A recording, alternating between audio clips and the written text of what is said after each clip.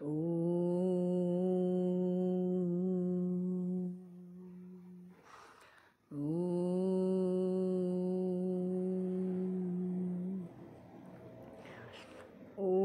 सहनाववतु सहनौ भुनक्तु सह वीर्यं करवावहै तेजस्विनावधीतमस्तु मा विद्विषावहै।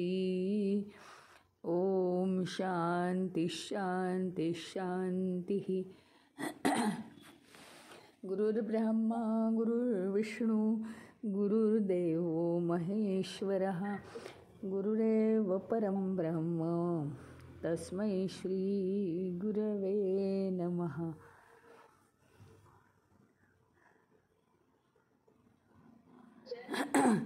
चिन्मयं व्यापि यत्सर्वं त्रैलोक्यं सचराचरं तत्पदं दर्शितं येन तस्मै श्री गुरवे नमः।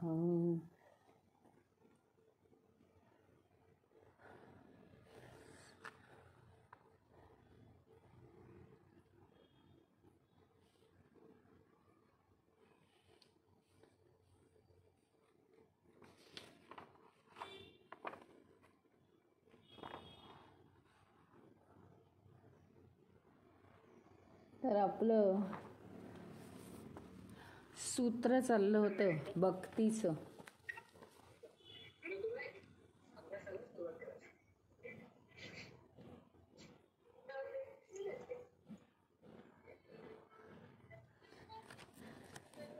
भक्तीचं आपलं सूत्र चालू होतं. यत् प्राप्य न किंचित वांछति न शोचति न द्वेष्टि न रमते न उत्साही भवती. म्हणजे काय की जे प्राप्त केल्यानंतर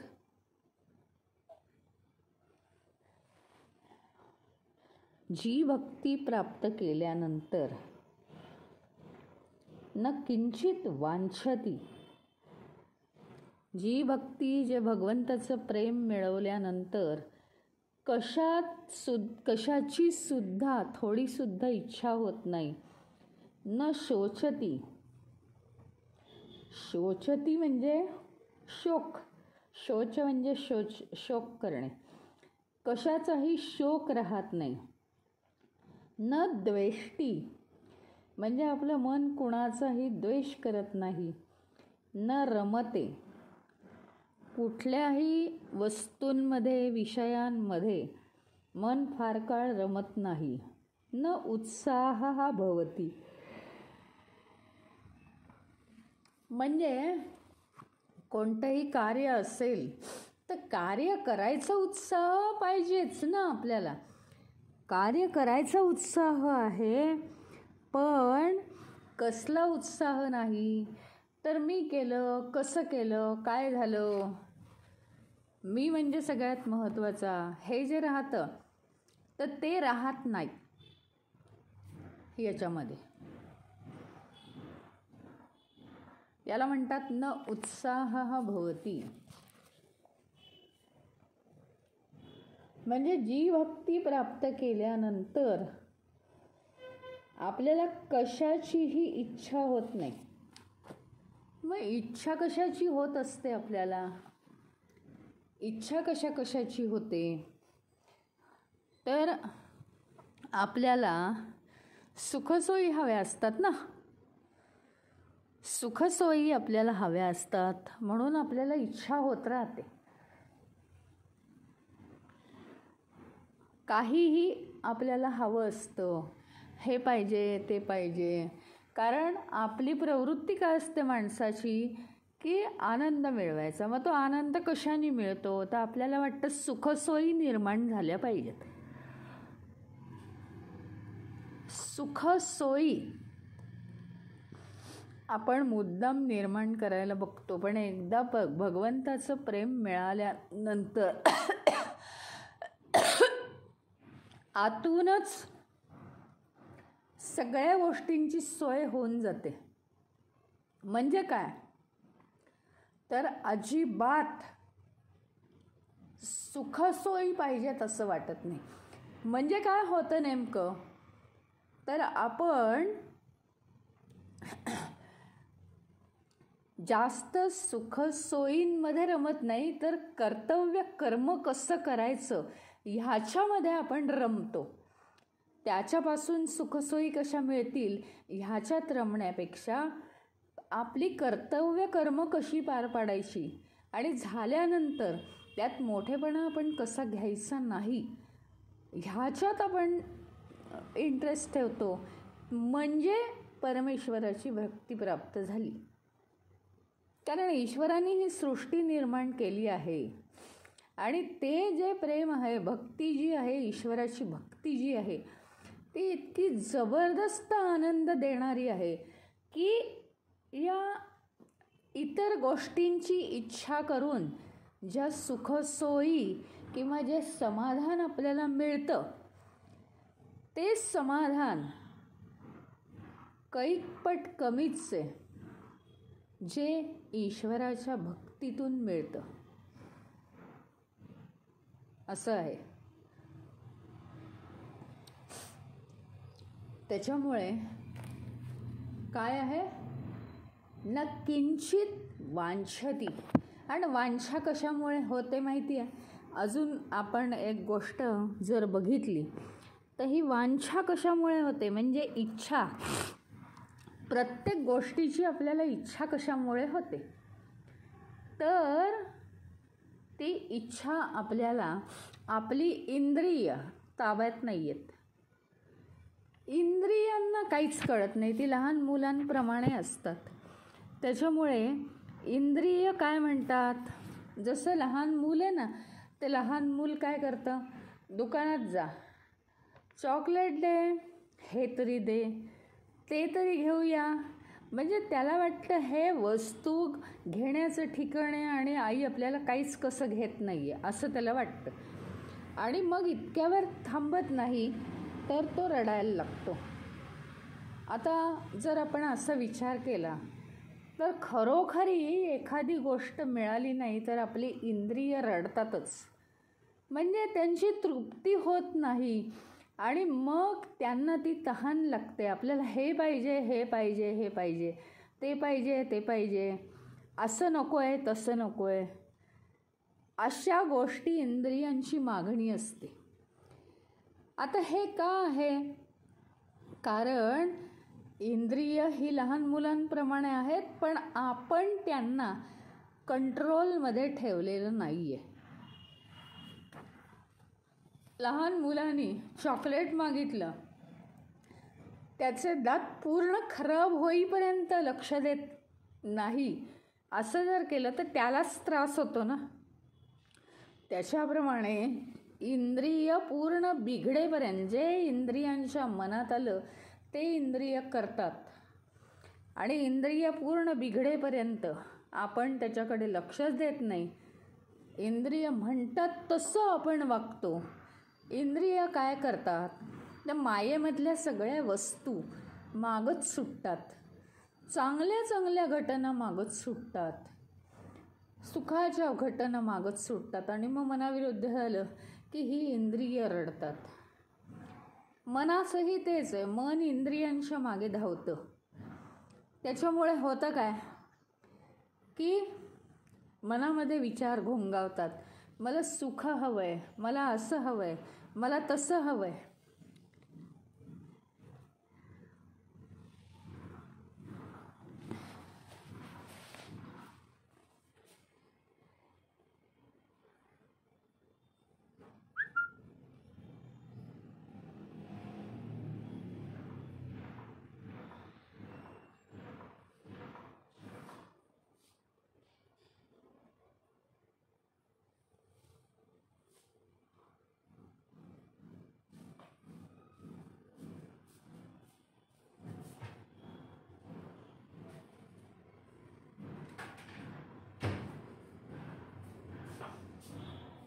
मनाबरोबर हे इंद्रियांबरोबर मन जातं, तेही आपल्याला मागणी करतं आणि मग इंद्रिय म्हणतील तसं, मन म्हणेल तसं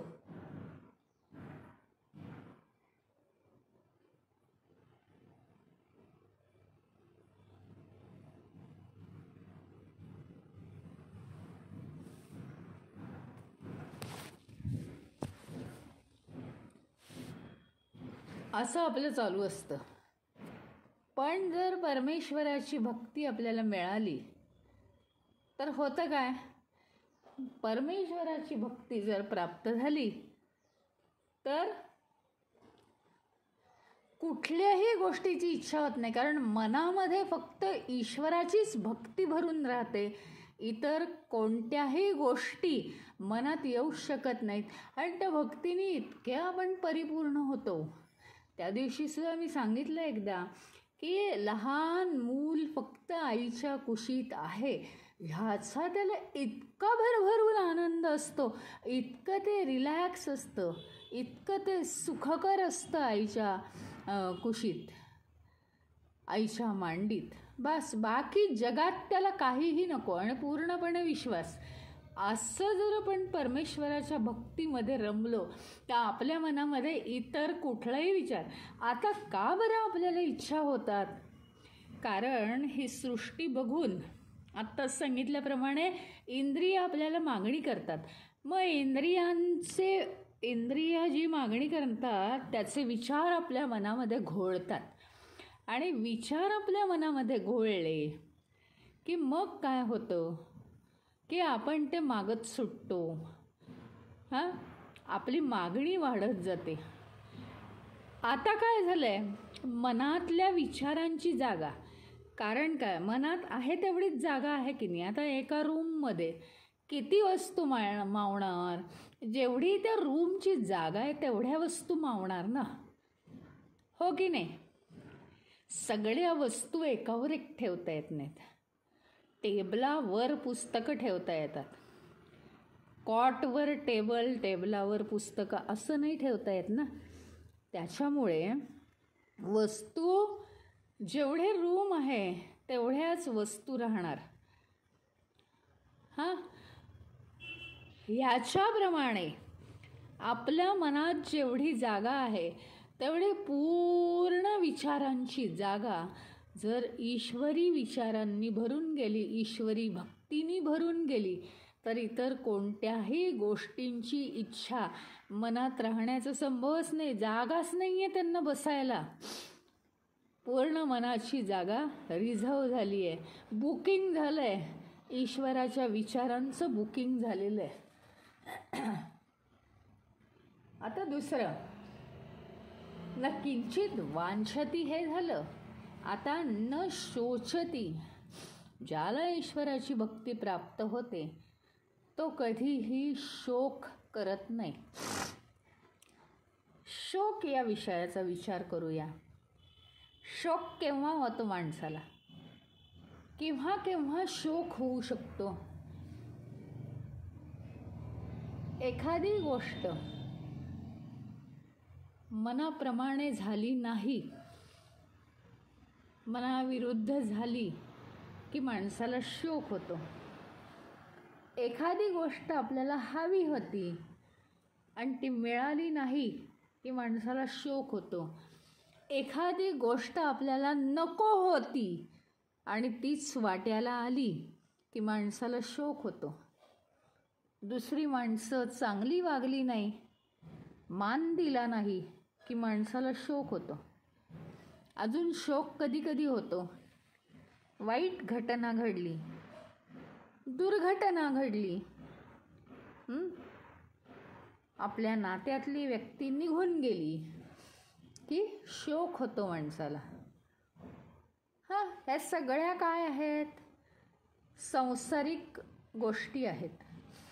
आता हे शोक का होतात, कारण शोक होण्याचं एक महान कारण आहे की आपलं मन हे पंचमहाभूतात्मक आहे. पृथ्वी, आप, तेज, वायू, आकाश या 5 गोष्टींना पंचमहाभूत म्हणतात. ही महाभूत एवढ्यासाठी आहेत, सगळी जी भूत आहेत म्हणजे सगळे प्राणी मात्र हे त्या महाभूतांपासूनच बनलेले आहेत.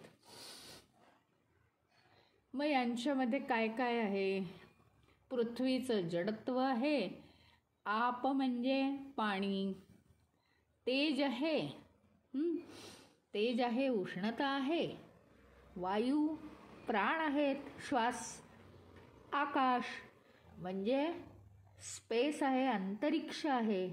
हां, तर आता या सगळ्यांनी मिळून जर हे बनलेले आहेत, हां, तर या सगळ्याला काही नियम आहेत, काही मर्यादा आहेत पंचमहाभूतांना. आणि पंचमहाभूतांना मर्यादा आहेत. मर्यादा असल्यामुळे त्यांना शोक होतो.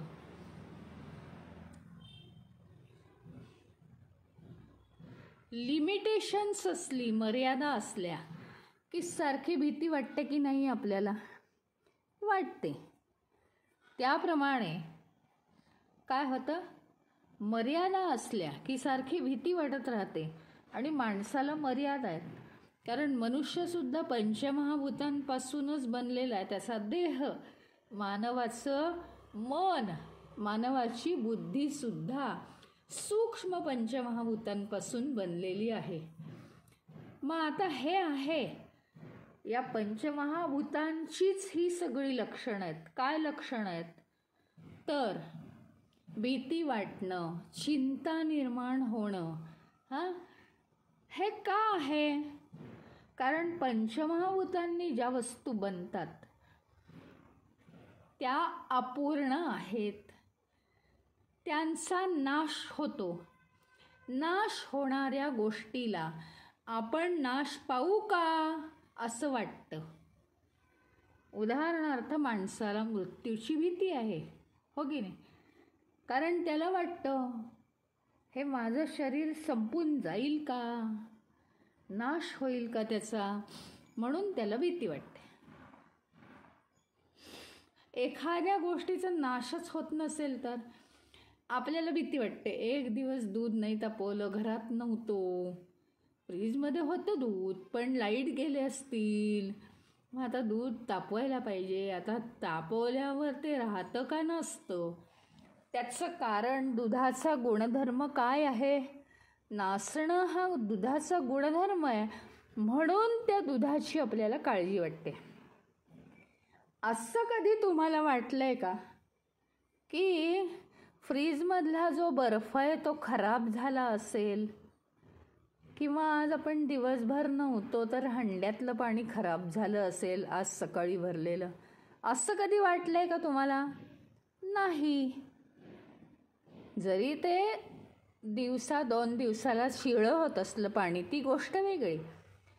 परंतु जसा दुधाला नाश आहे तसा बर्फाला किंवा पाण्याला नाश आहे का त्या पद्धतीचा? नाही. याच्याप्रमाणे जशी ज्याची नाशाची प्रवृत्ती असते त्याला तशा प्रकारची भीती वाटत राहते. कारण त्याच्यात प्राण आहे. म्हणून कागदाला भीती वाटणार नाही मी फाटीन का काय, कारण त्या कागदामध्ये प्राण नाही आहे. आली की नाही दुसरी गोष्ट? म्हणजे एकतर ज्याचा नाश होतो त्याला शोक होतो.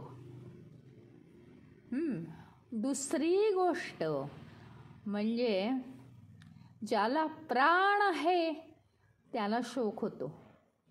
सजीव आहेत जे, त्यांना शोक होतो. त्यात सुद्धा सगळ्यात सजीवता ही माणसात आहे, म्हणून मनुष्याला जास्त शोक होतो. मानवाला मन आणि बुद्धी हे अतिशय चांगल्या अवस्थेत, उन्नत अवस्थेत आहे. त्याच्यामुळे त्याचा जास्तीत जास्त वापर करून तो सखोल विचार जास्त करतो, म्हणून मानवाला शोक जास्त होतो. पण मानवा इतकी बुद्धी पण कोणाला नाही. म्हणजे शोक होण्याच्या ऐवजी त्यांनी जर भगवंताची भक्ती केली आणि त्यावर सोल्युशन्स व्यवस्थित काढली तर त्याला शोक होणार नाही. मग इथे आणखीन वेगळं काय सांगितलं आहे? पुन्हा तेच, ज्याला भगवंत प्राप्त होतो, ज्याला भक्ती प्राप्त होते, अशी ही भक्ती मिळाल्यानंतर त्याला अजिबात शोक होत नाही. कारण शोक हा सुद्धा कुठे होतो? शोक हा विचारांमार्फतच शोक होतो आपल्याला. असं झालं तसं झालं अशा विचारांमार्फतच शोक होतो की नाही. मग विचार कुठे येतात? विचारांचं येणं आणि जाणं, विचारांचा प्रवाह म्हणजे मन. त्याच्यामुळे पुन्हा इथे तेच की मन जर भगवंताच्या भक्तीने भरून गेलं तर आपल्याला इतर शोकाचे विचार येत नाहीत. ही एक अगदी दुय्यम गोष्ट आहे. परंतु मन जर ईश्वराच्या विचारांनी भरून गेलं तर शोक करणारा कोणी उरतच नाही, भगवंतच राहतो. भगवंताच्या विचारांनी मन भरून गेल्यानंतर आपण अतिशय उन्नत होतो.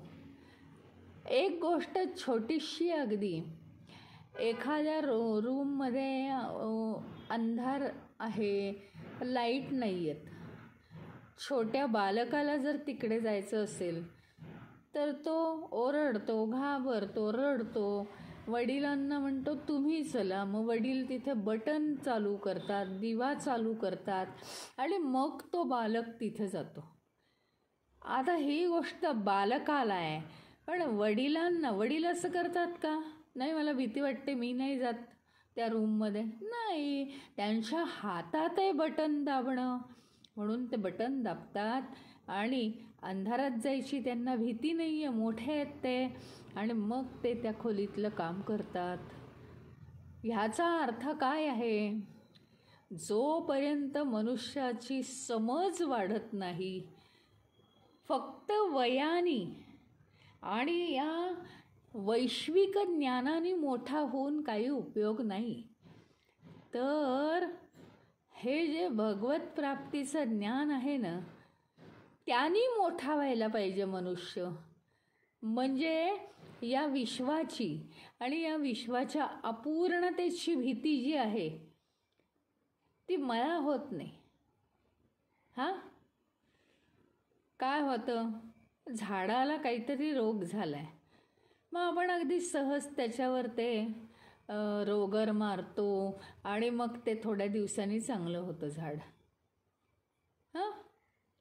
म्हणजे काय?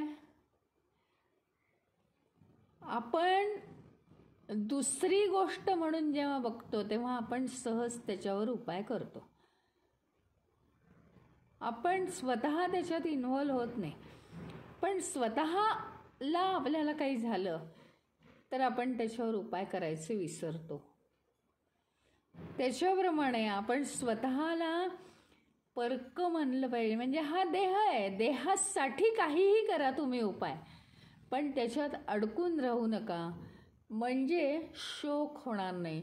शोक हे, तिसरी गोष्ट, शोक हे सगळे देहाशी जोडलेले आहेत.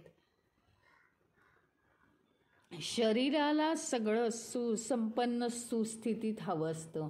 दुसरी गोष्ट म्हणजे मनाला हवं असतं. मग शरीर, मन, इंद्रिय ही सगळी काय आहेत? देहाच्या पातळीवरच आहेत ना. त्यामुळे देहाला मी समजू नका, देहाचे प्रश्न दुसरा कोणीतरी आहे असं समजून ते सोडवा, म्हणजे शोक होणार नाही. शोक न होण्याची अनेक कारणं आहेत की मोठं झाल्यावर समजतं की या मायेतले सगळे शोक काय आहेत? काल्पनिक शोक आहेत. मायेमधले सगळे शोक हे काल्पनिक शोक आहेत. हे एकदा समजलं माणसाला की झालं.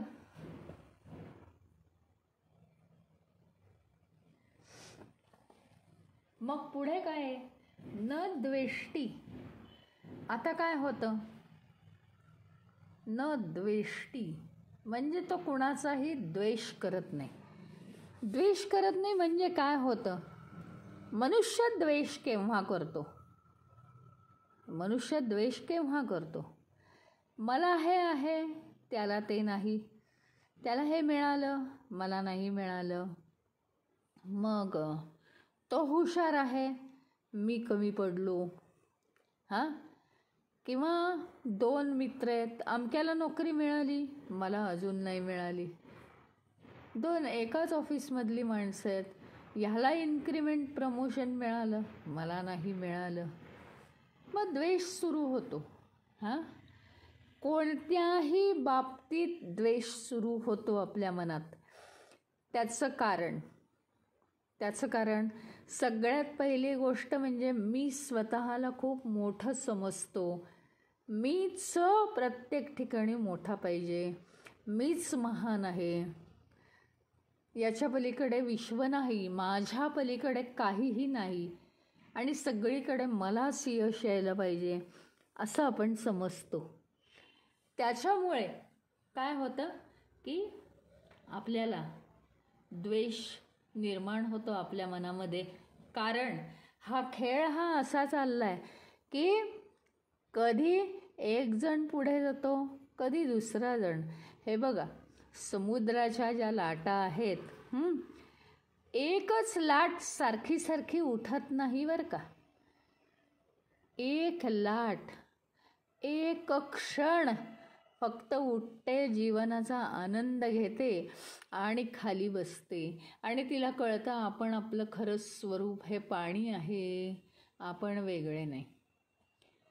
लाट आपल्या मानाने खूप शहाणी. जीवनात आपल्या अनंत लाट आहेत. एक लाट कधी 10 वेळा उठत नाही, पण माणसाच्या मनात मात्र एक विचार द्वेषाचा आला की तो 10 वेळा उठतो. दुसरी महत्त्वाची गोष्ट म्हणजे एकालाच सारखं यश येत नाही, हे लक्षात ठेवा. प्रत्येकाची टेंडन्सी वेगळी आहे, प्रत्येकाच्या कलाकुसरी वेगळ्या आहेत, प्रत्येकाचं कामकाज वेगळं आहे. आणि कधी कोण वर उठतं तर कधी कोण खाली जातं. म्हणजे खाली असं जात नाही, पण जो उंच जातो त्याच्या तुलनेत दुसरा खाली दिसतो. पण हे असंच जर विश्वाचा खेळ आहे, अरे कधी आपण खाली तर कधी आपण वर. हां, एकाच बिल्डिंगमध्ये कधी खालच्या मजल्यावर तर कधी वरच्या मजल्यावर, कधी टेरेसवर तर कधी तळमजल्यावर. फरक काही पडत नाही, बिल्डिंगला सोडलेलं नाही आहे ना आपण. याच जीवनात सगळं चालू आहे. तर याच्यात एक महत्त्वाची गोष्ट आहे की सगळ्यांकडे जीवनात उच्च नीचता घडत असते. जीवनात उच्च नीचता घडणं म्हणजे काय तर कमी अधिक घडत असतं सारखं. कधी काय प्रॉब्लेम्स येतील तर कधी उत्साहाने पुढे जाता येईल, कधी यशाची यश येईल तर कधी अडचणी येतील. कोणत्याही गोष्टीचा आपल्यावर परिणाम जर झाला नाही तरच आपण द्वेष करत नाही कोणाचा.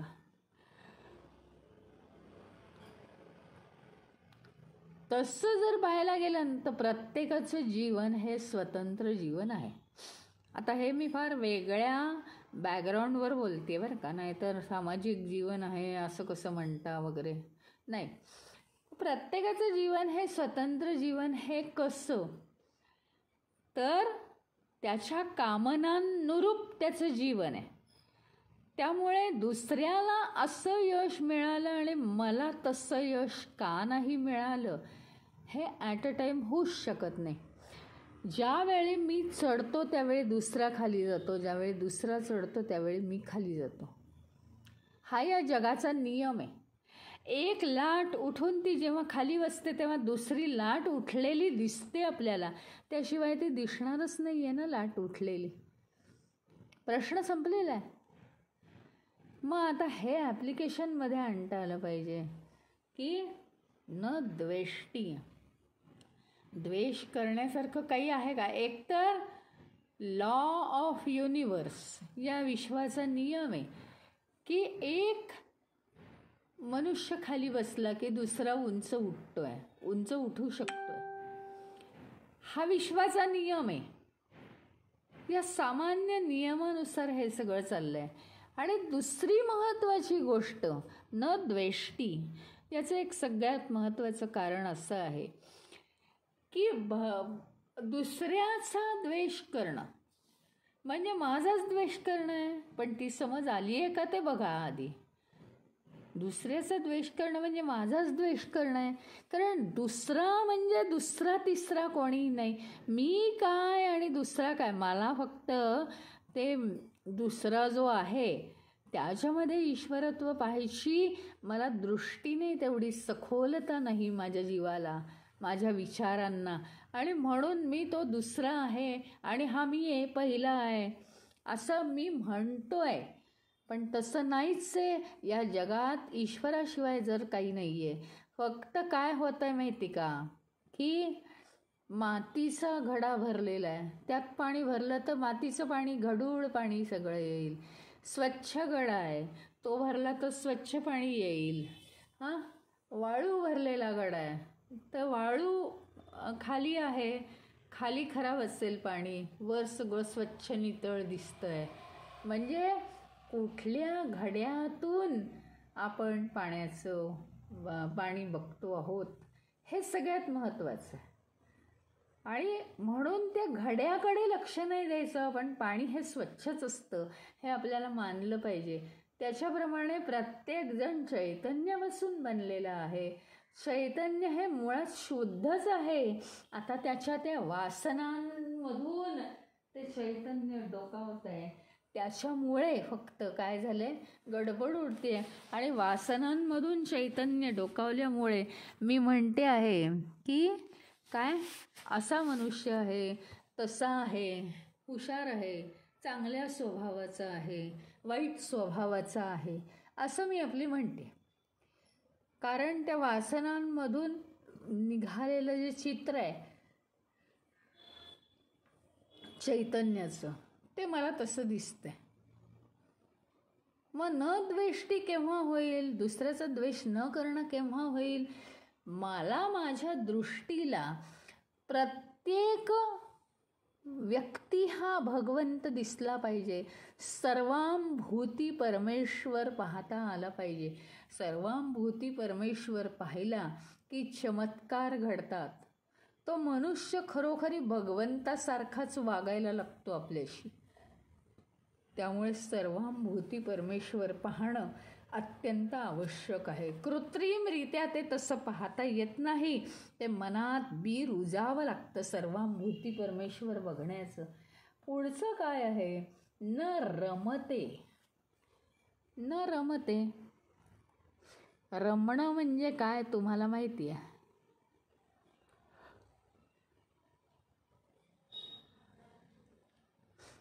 रमणं म्हणजे काय आहे, एखाद्या गोष्टीमध्ये पुन्हा पुन्हा ते विचार करून त्याच्यात रमून जाणं म्हणजे रमणं. हां, पुन्हा पुन्हा. एक आहे की जो दिवसासुद्धा नुसता विचार करत बसतो, कार्यरत होतच नाही, त्याला म्हणतात दिवा स्वप्न बघणं. मी हे होणार आहे, मी ते होणार आहे, माझं असं होणार आहे, माझं तसं होणार आहे, अशी दिवा स्वप्न म्हणतात त्याला. ते दिवा स्वप्न आहेत, ते नको आहे आपल्याला. दिवसा ढवळ्या स्वप्न बघणं ते नाही करायचं आहे. म्हणजे रमायचं नाही, कशातही रमणं म्हणजे स्वतःला विसरणं, स्वतःच्या स्वरूपाला विसरणं, भगवंताला विसरणं, भक्तीला विसरणं म्हणजे कशातही रमणं. कशातही रमायचं म्हणजे कशात रमायचं. हां, ही साडी किती छान आहे, आता मी विकत घेईन आणि मी नेसीनच आता रोज. नाही तर नेसलंच नाही जात साडी एकदा आणली की, आणि मग ती पडून राहते. मग आता मी अगदी लगेच नेसायलाच घेईन. झालं, साडीतच रमलो. अजून साडी तर दुकानातच आहे, आणायची आहे, तरी साडीच्या विचारात रमून गेलो. तितका वेळ आपण काय केलं माहिती आहे, आपण ईश्वराचं चिंतन करायला विसरून गेलो. अखंड ईश्वराचं चिंतन जर करायचं असेल तर काय केलं पाहिजे, कशातही कोणत्याही विचारात रमण्याची गरज नाही. आता कोणत्याही विचारात न रमणे हा खूप विस्तृत विषय आहे. कोणत्याही विचारात रमायचं नाही म्हणजे काय, तर हे झाले छोटे छोटे विचार. एखादी मला वस्तू हवी आहे, वस्तू नको आहे, पैठणीची हे करायची, काय कॉम्पिटिशन जिंकायची म्हणजे पैठणी मिळेल, असं करायचं तसं करायचं. आता कुठे जायचं आहे, हां ठीक आहे बाबा, एकदा प्लॅनिंग केलं, 10 वेळा तेच विचार करायचे, म्हणजे त्या गोष्टीत आपण रमून जातो. मग असं होईल तसं होईल. आपण एखाद्या दिवशी ट्रिपला जाणार असतो, तिथे गेल्यावर मग असं होईल, मग तसं होईल, मग मला मज्जा येईल असं. आणि मुलंसुद्धा परीक्षा, साधारण वार्षिक परीक्षा चालू होताना किंवा अजून चालू व्हायच्या असतात, तर त्यांची स्वप्न सुरू होतात. मग तो शेवटचा पेपर झाला की मी असं करीन, मग मी तसं करीन. याला म्हणायचं रमणे. विषय वस्तूंमध्ये रमणे, काम क्रोध याच्यात रमणं.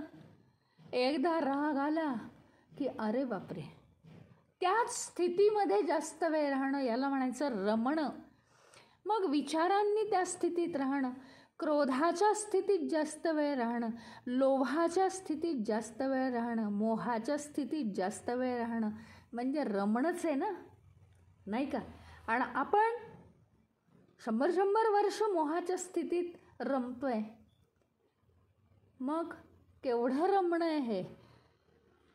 ज्यावेळी आपण हे रमायचं बंद करतो आणि सगळ्या विचारातनं भराभर बाहेर येतो, जेवढा आवश्यक आहे तेवढा त्याचा विचार करायचा आणि त्यातनं ओके ठीक आहे चला पुन्हा आपल्या मूळ पदावर यायचं, स्वतःचं स्वरूप जाणायला सुरुवात करायची, भगवंताच्या भक्तीमध्ये रमून जायचं. फक्त भगवंताच्या भक्तीतच रमायचं आहे, इतर कशातही आपण रमायचं नाही आहे. मग तुम्ही म्हणाल संसार कसा करणार? अरे संसार हा रमण्यासाठी नाही, करण्यासाठी आहे. संसार हा करायचा आहे, कर्म राहिली आहेत ती करायची आहेत, करून सोडायची आहेत. रमायचं का असतं माहिती आहे का?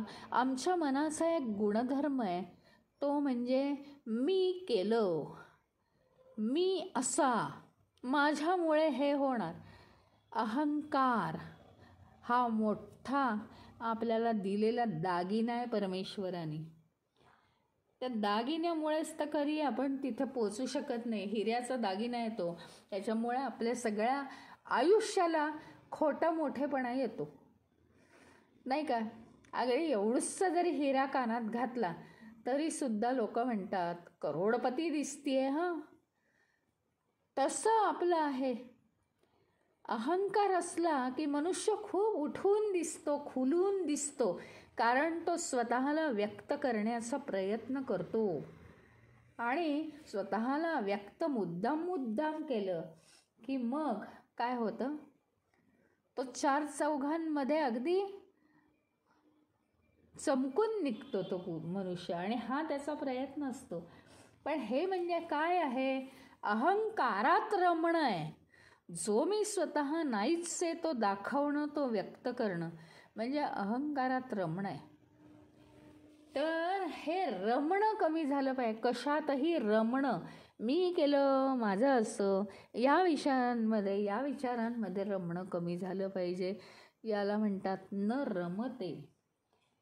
आणि सगळ्यात शेवटचा गुण म्हणजे न उत्साह भवती, म्हणजे त्याला कशाचाच उत्साह राहत नाही. थोडंसं डेंजरस आहे बोलण्यासारखं. कशाचा उत्साह नसणे म्हणजे आवश्यक सगळ्या गोष्टी करून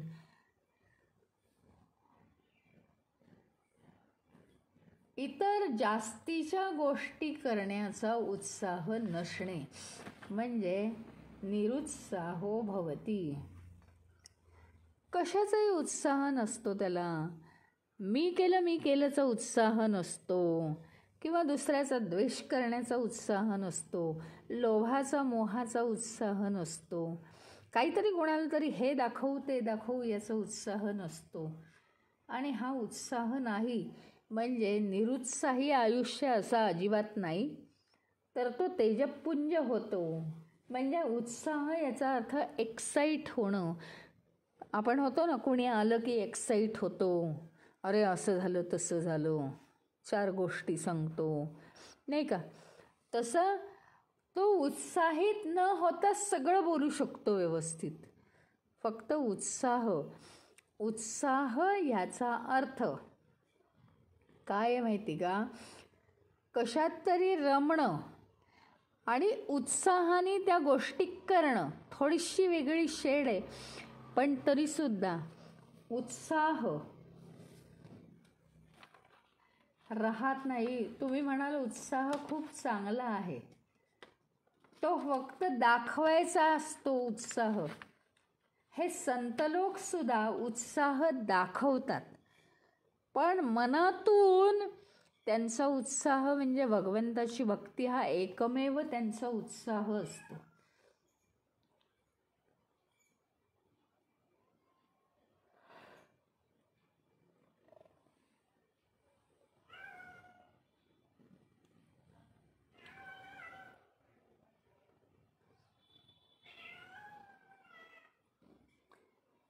आणि हे सगळं केव्हा आपल्याला प्राप्त होतं माहिती आहे का, ज्यावेळी आपल्याला ईश्वराची भक्ती प्राप्त होते तेव्हा आपल्याला हे सगळं कळतं की अति उत्साह करणं बरोबर नाही आहे. अति उत्साह करणं अजिबात बरोबर नाही आहे. कारण काय की त्यावेळी आपण उत्साह म्हणजे सुद्धा व्यक्त होणंच आहे, आणि तेव्हा आपण ईश्वराच्या भक्तीपासून लांब जातो, वेगळंच काहीतरी बोलतो. तुम्ही जर ईश्वराचं नामस्मरण किंवा कीर्तन प्रवचन करताना किंवा कीर्तन प्रवचन ऐकताना तुम्हाला जर उत्साह येत असेल तर तो खरा उत्साह म्हणजे ते खरं भगवंताबद्दलचं प्रेम, आणि ह्याची गरज आहे.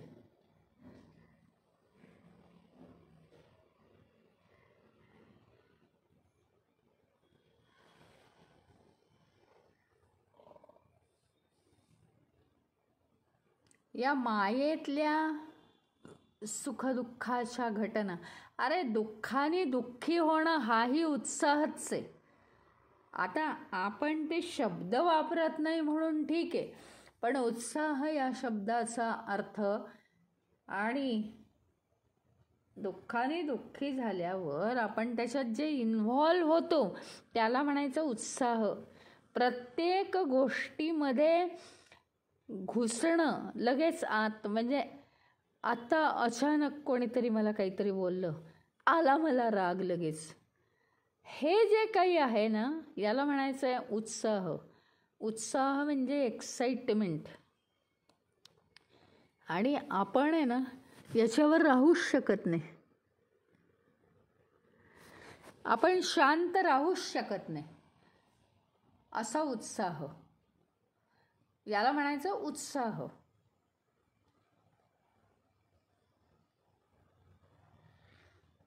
तर ही जी परमेश्वराची भक्ती प्राप्त होते तेव्हा या सगळ्या गोष्टी त्याच्या ठायी शिल्लकच राहत नाहीत.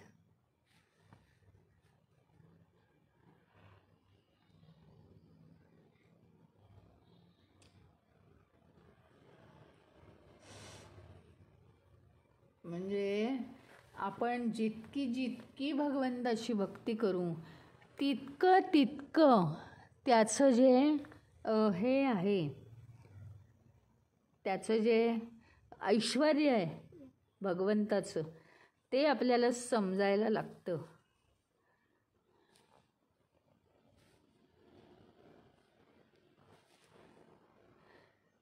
जितकी आपण भक्ती करू तितकं भगवंताचं ऐश्वर्य किती आहे त्याची आपल्याला जाणीव व्हायला लागते. आणि आपण त्या ऐश्वर्य पाहून आपले डोळे दिपतात आणि आपण ईश्वराशी एकरूप होतो. आपण आपले राहतच नाही स्वतंत्र.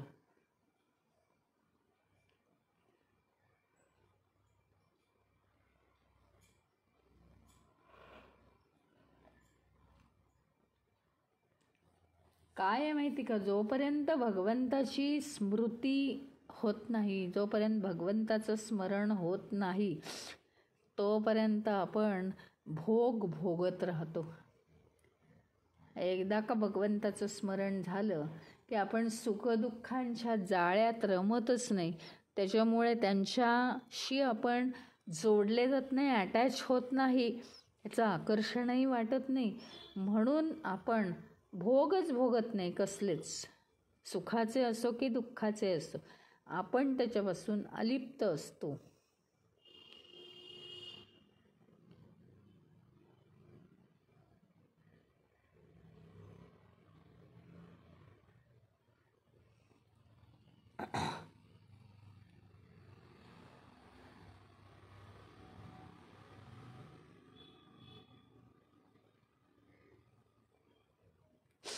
जर आपण ईश्वरापासून एक क्षणभर सुद्धा दूर झालो नाही, तर आपण काहीही मिळवण्याची खटपट कशाला करू सांगा मला तुम्ही. सगळं जे मिळतं ते आपल्याला वाटतं सुख देण्यासाठी मिळतं, परंतु अशा प्रकारचं सुख की जे संपतं आणि दुःखाकडे नेतं आपल्याला, मग आपल्याला जास्त त्रास होतो. पण भगवंताच्या भक्तीकडे नेणारं जे सुख आहे ते वाढतच जातं नेहमी.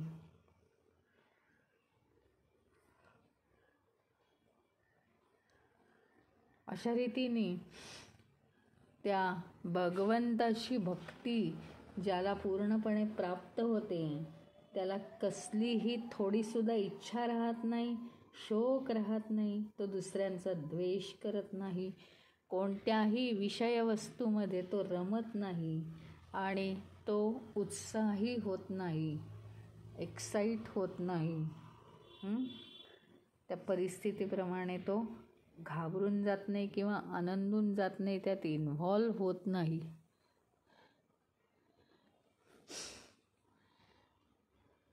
पुढचं जे सूत्र आहे, यत् ज्ञात्वा मत्तो भवति स्तब्धो भवति आत्मारामो भवति, हे 6वं सूत्र आहे.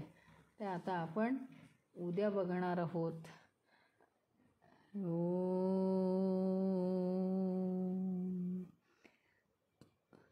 ओम पूर्णमदः पूर्णमिदं पूर्णात् पूर्णमुदच्यते पूर्णस्य पूर्णमादाय पूर्णमेवावशिष्यते.